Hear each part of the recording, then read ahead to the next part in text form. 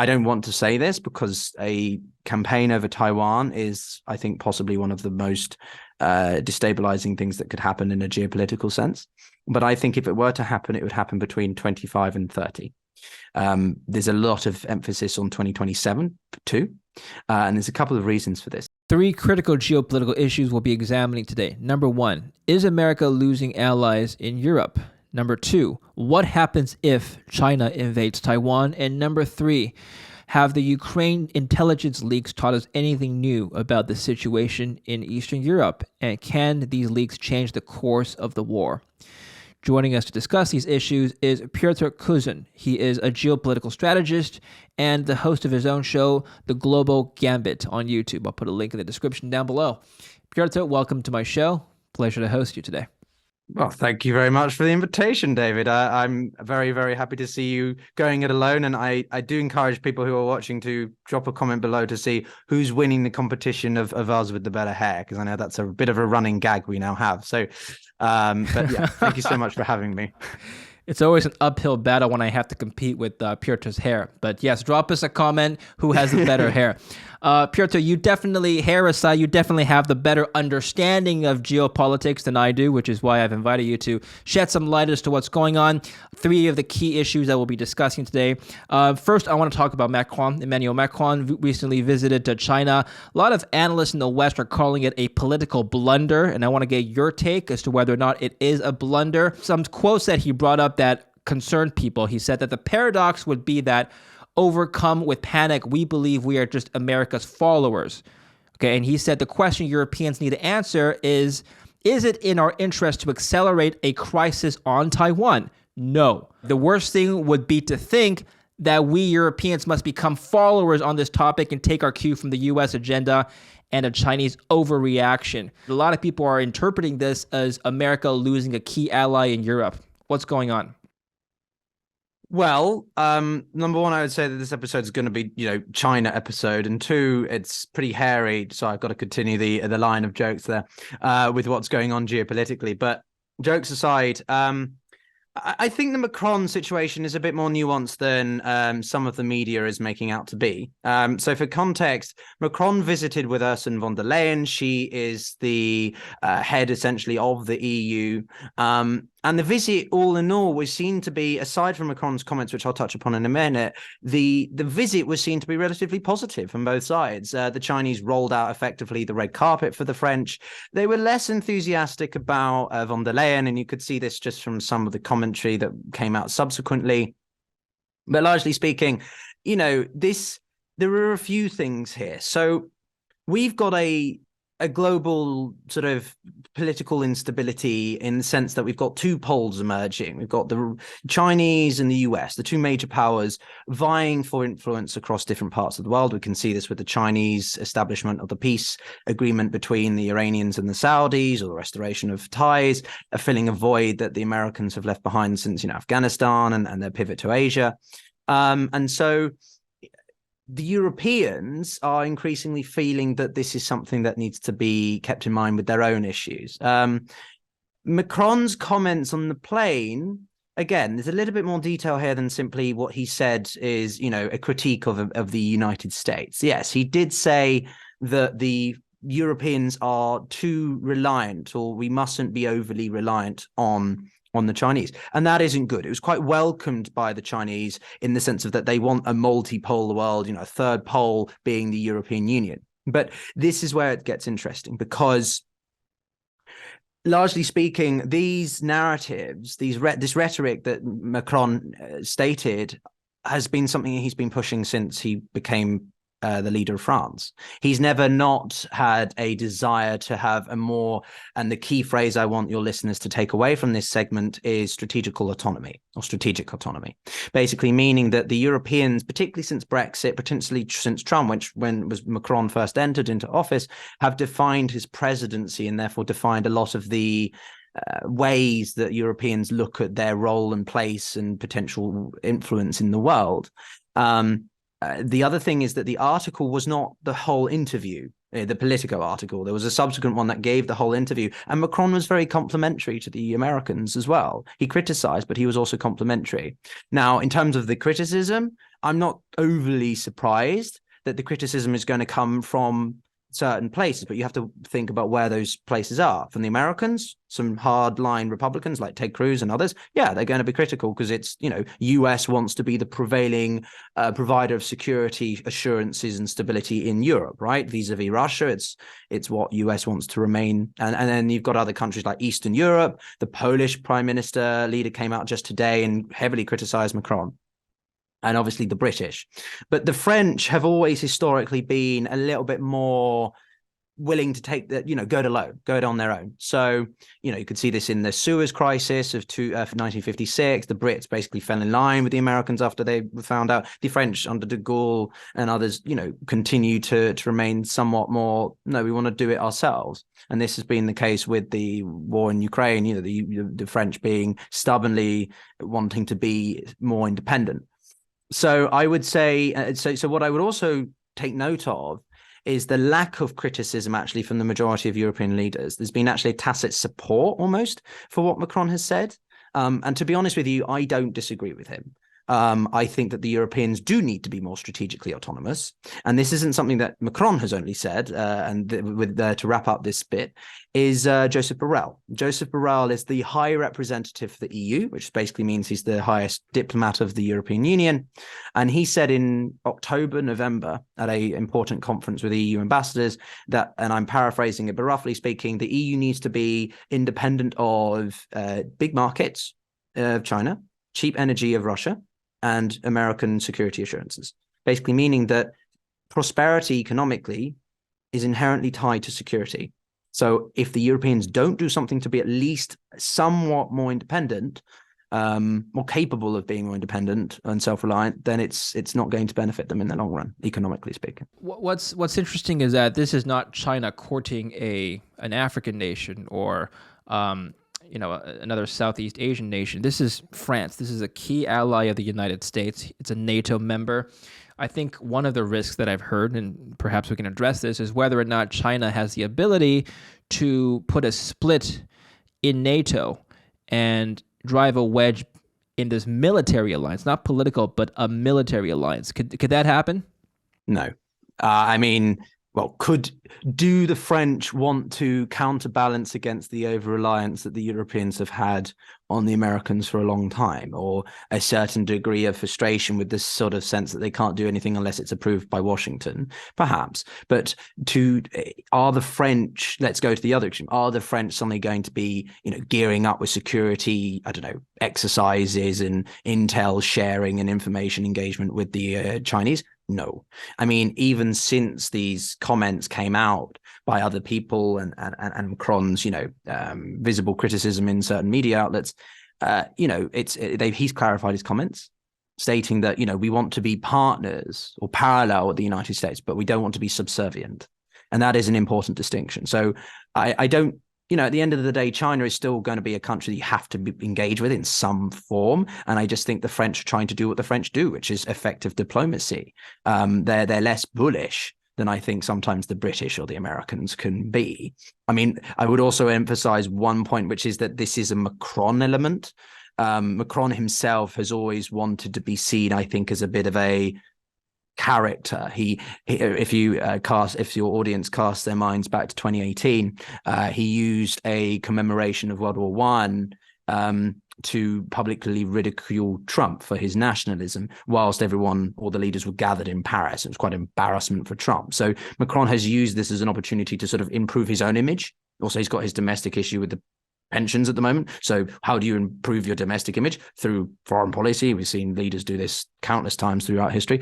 So I think those also play into the psyche. I don't think the French are suddenly going to be like, yeah, we'll loosen our ties with the Americans and get closer. No, I don't think it's that far.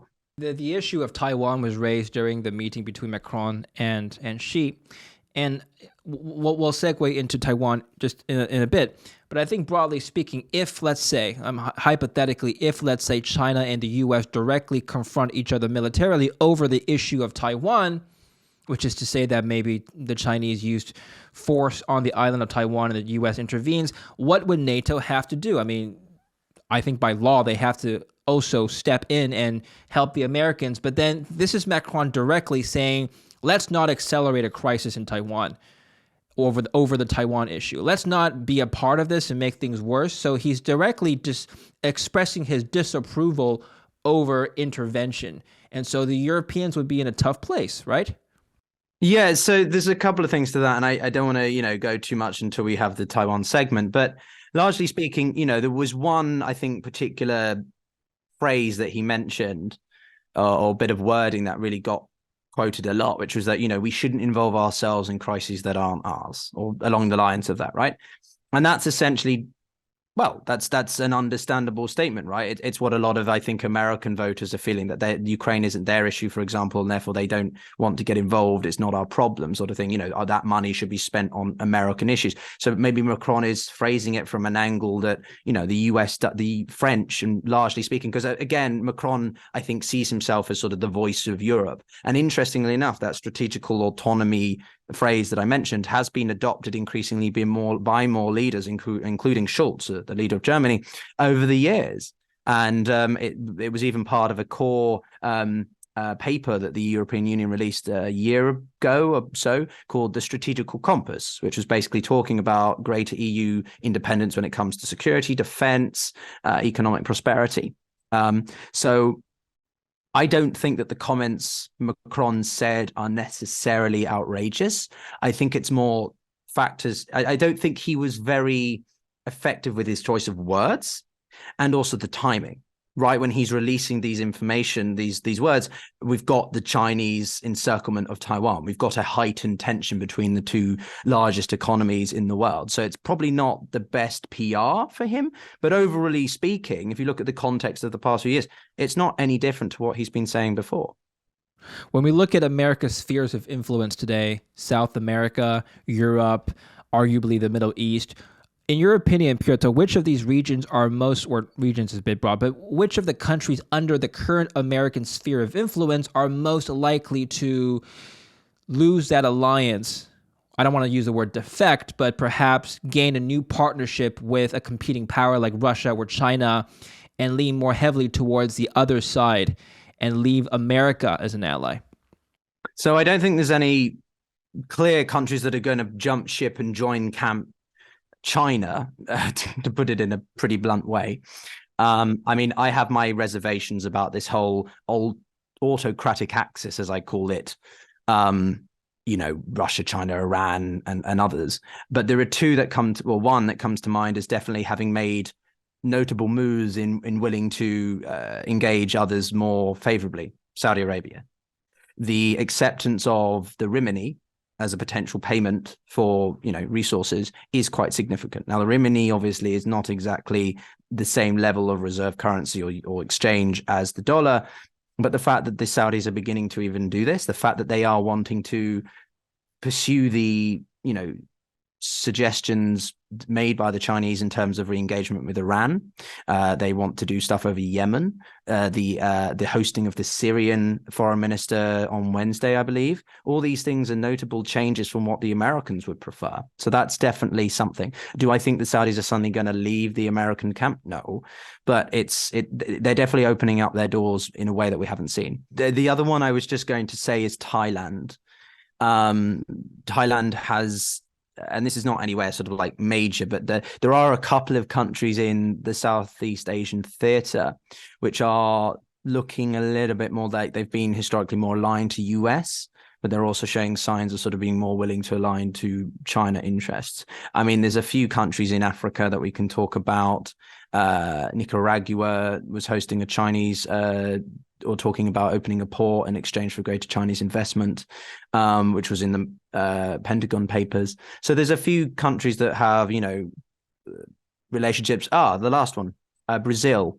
Lula, the elected leader or re-elected leader, I guess he's been in power before, is in China.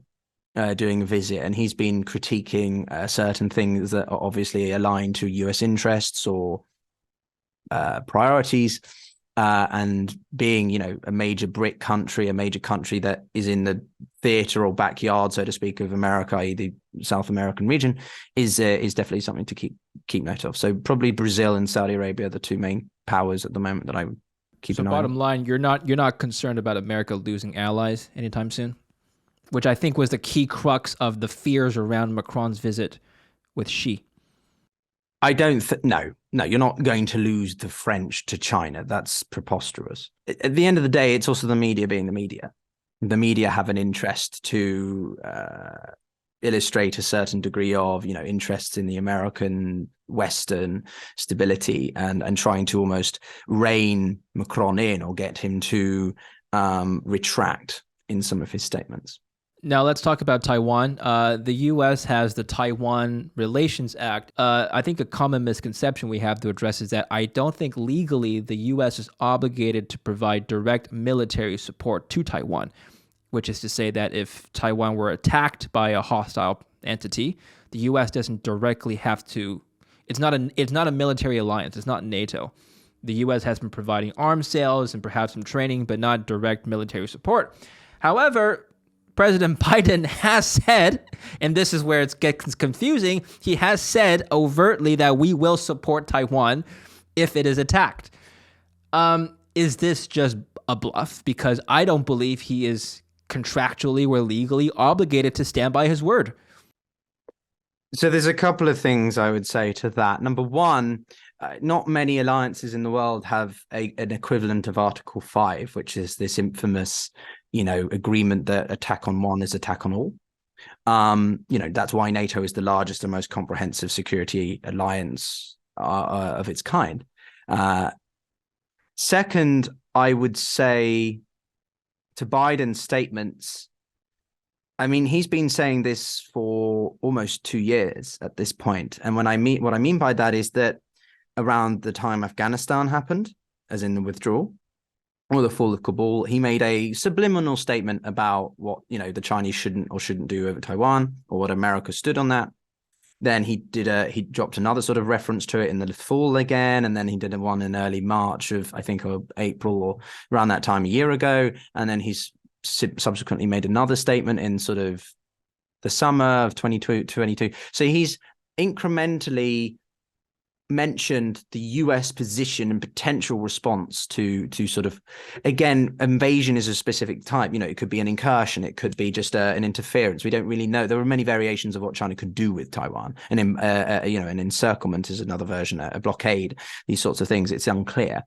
But what I think Biden has been doing, and some other people think this as well, is he's playing his own degree of psychological warfare, in the sense of he starts off by making it just, we're watching the situation without stating it. And then each statement, he's added a little bit more of a, increasing sort of tone to the statements, a little bit more assertion, mainly because then what do the US policymakers do? What does the White House do? They have to roll it back. But so Biden is taking the risk, arguably, measured risk, but still risk of putting it out there that, he himself is wanting to do something to support Taiwan. But then the White House will go like, oh, no, but, Biden was just stating a couple of things that, we said before, and then they roll it back. But each time just turning up the temperature a little bit, because it keeps the Chinese on their toes and it makes them think about the broader picture. It gets under their skin. It gets them thinking about it.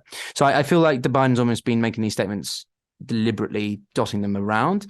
I could be wrong on that. There is no obligation for the US to come to the defense, so to speak, but it's kind of, unofficially official, if that makes sense. There is a general sense that whilst the US wouldn't get directly involved with Ukraine, they would definitely get much more directly involved in any sort of event over Taiwan, mainly because it's naval. And so the dynamics are very different to terrestrial kinetic warfare in a country like Ukraine. Now, I've heard different estimates of when China could invade Taiwan if that were the course of action they want to take. For example, Admiral Michael Gilday of the U.S. Navy has estimated that it could happen as early as 2027. I've heard other estimates as well, all pointing to within the next decade. Now, is this something that you've looked into? Do you think that it could happen within the next 10 years? The one thing I can categorically say is that opinions vary on the timeline of a potential, as well as what type of campaign, I prefer to use the word, against Taiwan. Brigadier General Robert Spalding, for example, who we had on my channel a couple of months ago, stated that he thinks it's going to happen before 2025, and he doesn't think it's going to be an amphibious invasion, so via the water, maritime, amphibious vehicles. He thinks it's going to be done purely by the air, but he's also, an aviation Brigadier General, so he's going to think that perhaps. Other people think it's between 25 and 30. Other people think maybe even after 2030. I don't want to say this because a campaign over Taiwan is, I think, possibly one of the most destabilizing things that could happen in a geopolitical sense. But I think if it were to happen, it would happen between 25 and 30. There's a lot of emphasis on 2027 too. And there's a couple of reasons for this. Number one, the Chinese military, whilst it's very capable, there's more destroyers now than the US. They're just not ready. They're developing some other pieces of tech. They're re-engineering and I think restoring or repairing, just improving some of the older equipment. There's also the weather element. So largely speaking, the weather and sea conditions in that part of the world are pretty erratic. So most people reckon that there's really only 2 months that the invasion could happen, either April or October. Because of the weather is like visibility, the sea's not too rough, and other things like that. I find it frustrating when people make direct comparisons between Ukraine and Taiwan, because number one, the actors are completely different. The Chinese act very differently to the Russians. We haven't seen the Chinese in Navy. Thirdly, this is a maritime invasion, and it's not a flat, large, open space like Eastern Ukraine. It is a mountainous, rugged,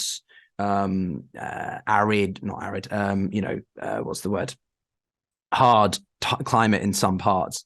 So the whole feasibility of it is very different. So I personally don't think it's going to happen yet. To the encirclement that we saw over the weekend, it was 3.5 days, and it was largely in response to the visit by the leader of Taiwan with the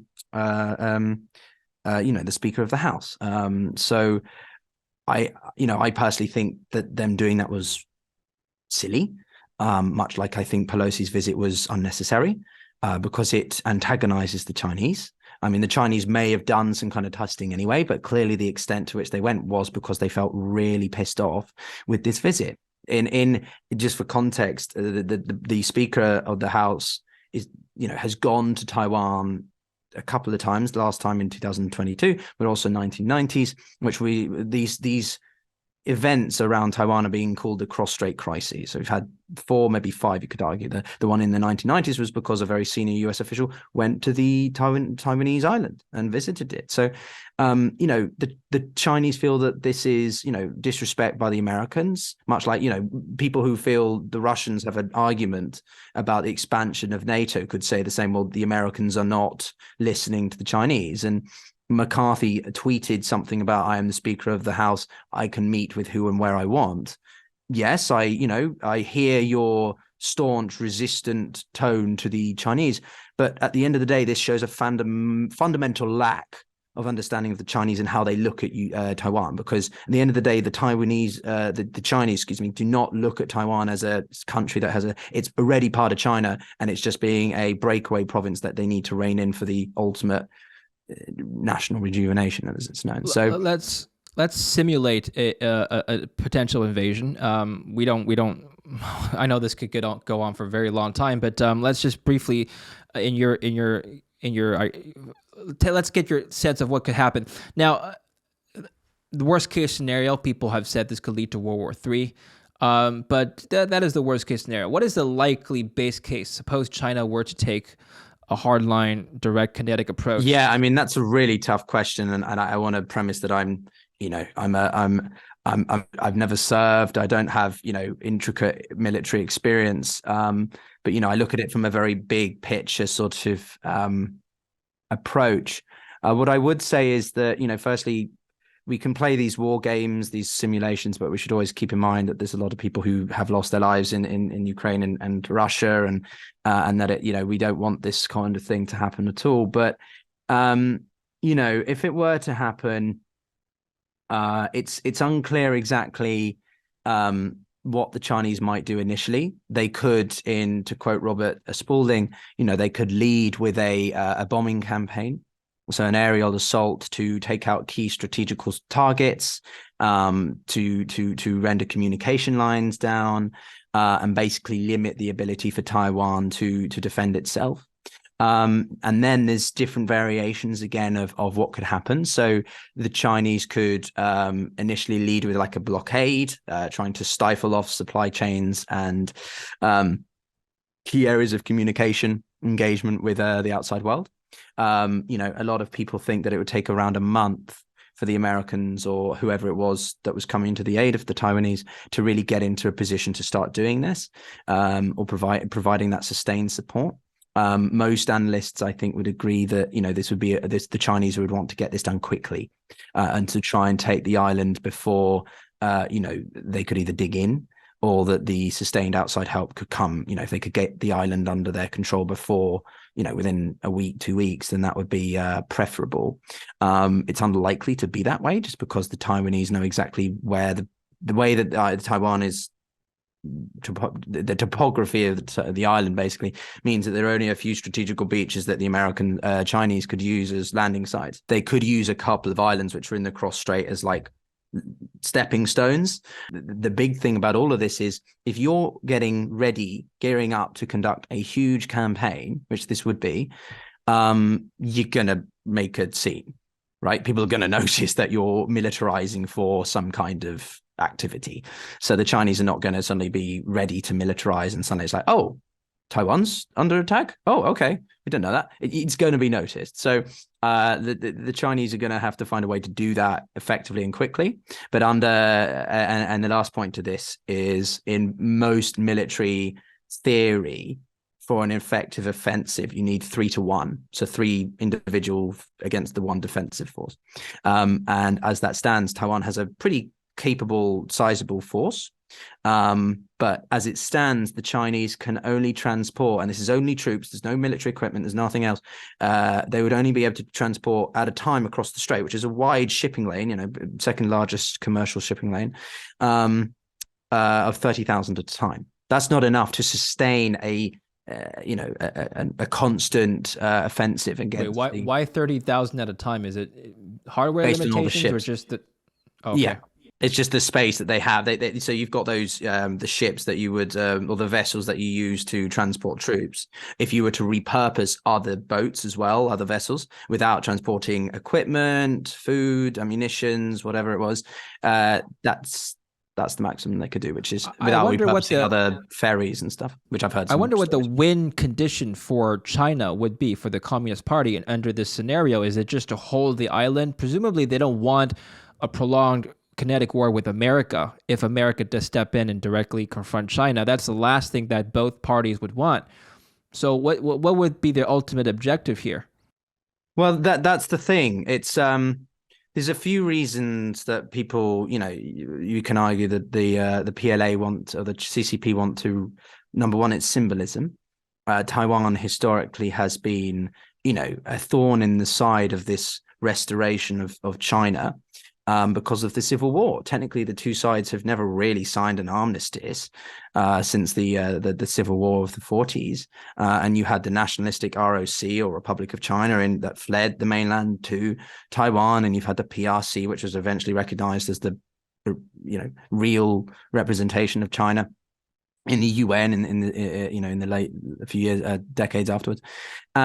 So largely speaking, I think it's also strategic control, semiconductors. I mean, China's technology is still a few years behind that of the company that is production of about 70 to 80% of semiconductors Taiwan around the Semiconductor world. Manufacturing Company. Yeah. So if they can control that, they can control a huge set of supply chains for, things as basic as your phone. Right, if they can control that, then they've got leverage over, and that's why the chips bill from the Americans, which has also been supported by the Japanese and the Dutch, is a real fear for China. So I think it's a degree of symbolism, militaristic, and strategic. And to your point, to take Taiwan is one thing, but to keep it is another. because the Taiwanese, even if the Chinese PLA or People's Liberation Army were successful in landing on the island, that's just the start of it. The Taiwanese forces can evacuate into the mountainous, rugged, tropical forestal type jungle, and then if there is an American led coalition, the Japanese made it quite clear they would engage. So the South Koreans, the Australians are very engaged now on this matter. AUKUS deal that was signed a couple of months ago. That would be putting pressure on the Chinese Navy across the cross strait. So they're being pinched from both sides whilst the Taiwanese hold out. So yeah, this wouldn't be either this is a quick done deal like the Russians wanted to do in Ukraine, 3, 5, 10 days, that's it, lightning speed, blitzkrieg kind of thing, done, topple the Taiwanese government, that's it, Taiwan's under control, or it drags out and suddenly you've got this war of attrition or dragging on conflict because they're being pressured by all the all the other forces. Okay, now let's talk about these data leaks and intelligence leaks coming out of the war in Ukraine. Widely covered in mainstream media. We don't have to go over all the details, but from what you've observed, do these leaks teach us anything new about the situation in terms of the capabilities of the Ukrainians versus the Russians? And do you think ultimately this will change the course of the war? I think that there's been a degree of sensationalism around some of these files. There was even skepticism that it wasn't a deliberate leak by the US as a way to try and, as a strategical purpose to it. I think what's notable for me is the minor troops. I mean, their estimates say that it might be 50 Americans and 14 British or something like that. But this isn't good because just purely from a narrative and propaganda sense, Russia can legitimately argue that it's now fighting countries that are part of the NATO alliance, and therefore that this isn't just a cross-border conflict. The alliance genuinely is supporting Ukraine, which isn't a part of the alliance, and therefore it's not meant to be Article 5 and all that sort of stuff. So that's not great. I noticed the Egyptian. So this was quite interesting. There was suggestions that the Egyptians were considering supplying munitions to the Russians. Egypt has long been a country that has pivoted. It's been an ally of the Soviet Union in the 20th century, but it's also had more like it's been an ally of the Americans and the West more recently, and supporting them in certain things. But there's again there's a lot of hearsay, and despite them receiving about $1 billion worth of security assistance from the US, a large proportion of this is to do with the food insecurity. The grain deal that was established between Ukraine, Russia, the UN, Turkey, Egypt was a huge recipient of that, of wheat, grain, and so on. I think it's over 60%. That was another conversation we had on the channel with someone about the role that the food insecurity of Ukraine is doing for particularly Egypt, Libya, and other countries in the Middle East like Lebanon. So yeah, that was another notable one. And then the last thing I'll probably raise is also just for your viewers who follow sort of certain financial elements, is Russia was trying to leverage the food insecurity as a way to get their agricultural bank back on SWIFT, to allow imports of agricultural machinery, to finalize the removal of insurance restrictions, and to allow port access for Russian ships and cargo, and the unblocking of financial activities associated with Russian fertilizer companies. So the Russians are trying to find concessions to certain areas already, which is quite interesting. And they also wanted a pipeline that delivers Russian ammonia to the Ukrainian Black Sea port to be restarted. So there's a few commodity things there that were interesting. And then the last thing back on China, actually, vis-a-vis the Ukraine war, the role of technology. The Chinese were testing a hypersonic missile. Supposedly there'd been information shared between them and a few other people. The role of cyber attack capabilities was something that was developing significantly. And obviously with China suggesting it might provide lethal aid that Blinken suggested a couple of months ago, would they be considering selling this, sharing this kind of intelligence with the Russians as well? So not just a case of purely materials, but actual engineering and intelligence sharing, which I'm not sure the Russians and the Chinese tend to do as much. So that's sort of the few things that I took away from that. But largely speaking, I mean, it's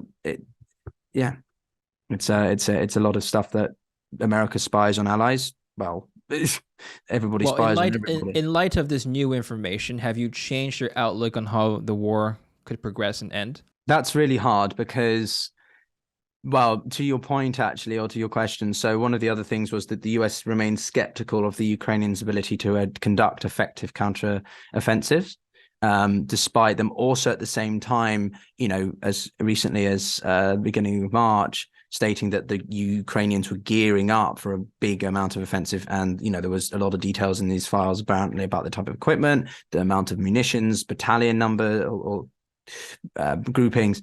So it's interesting that despite continuing to support the Ukrainians or keeping track of what they're doing to prepare for a counteroffensive, they remain skeptical that it's not going to do more than, quote, modest territorial gains. So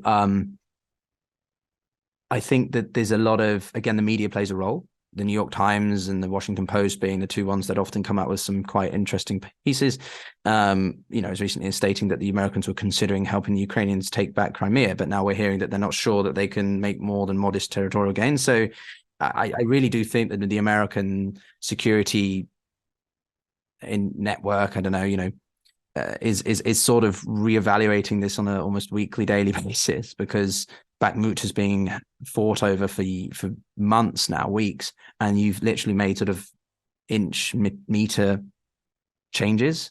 So I think this war could go on for a while, or you see a genuine push incrementally for the two sides to begin talking, and maybe they say, okay, if you guys give up the eastern territories that you've taken, Ukraine, you forego Crimea to the Russians. Again, I want to make it very clear that this is not it's not my place to say at all, but this is what, this is the unfortunate reality of geopolitics and pretty stark peace negotiations. All right. Well, I appreciate your insights and a lot of big topics that we were able to cover today. So thank you for your time. We'll speak again soon. There's more geopolitical issues to discuss as time unfolds. I'm sure no end of news ever on this front. So Pyotr, where can we find out more about your work? Yeah, thank you so much, David. It's been a pretty in-depth conversation. Thank you to you and the listeners. Hopefully they didn't all nod off if they made it this far. If they enjoyed that, and I'm beginning my own YouTube journey, so people can find me at the Global Gambit. That's the channel name, but you can also find me under the Pyotr Kurzin Geopolitics, which I think you'll have in the title or the description. But yeah, it's going to be things along the lines of interviews like yourself, panels, my takes on a few things, got a few mini series coming out, lots of ideas in the pipeline. And I also do write sometimes on Substack, and I do a lot of like spaces and conversations on Twitter as well. So if people want to find me on there, then they can do so. You've had a lot of excellent guests on your show, so I definitely encourage people to check that out. I'll put a link in the description down below. Pyotr, thank you again for your time today, and thank you to the viewers for watching my channel. Stay tuned for more, and don't forget to subscribe.